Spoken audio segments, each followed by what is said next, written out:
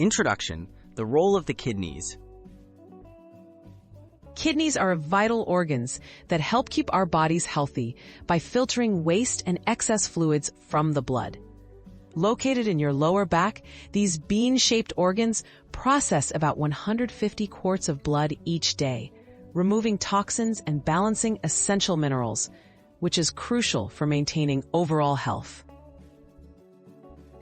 Step 1. Blood enters the kidneys. Blood enters each kidney through the renal artery. This artery carries blood filled with waste products and extra water from the body.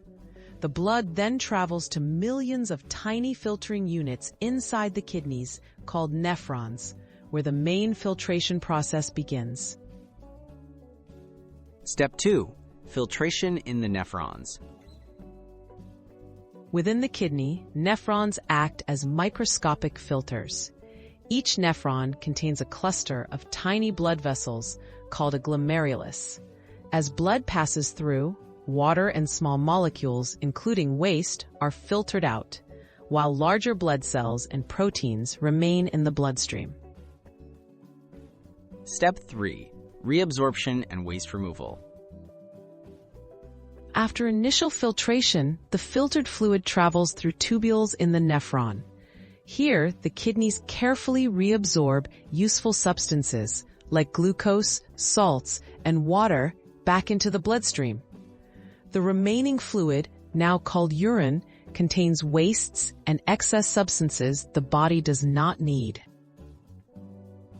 Step 4. Urine formation and excretion. Urine formed in the nephrons flows into collecting ducts and eventually leaves the kidney through the ureter, traveling to the bladder for storage. When you urinate, your body removes these wastes and extra water, completing the filtration process and helping to keep your internal environment balanced. Conclusion: the importance of kidney filtration. Kidney filtration is essential for health.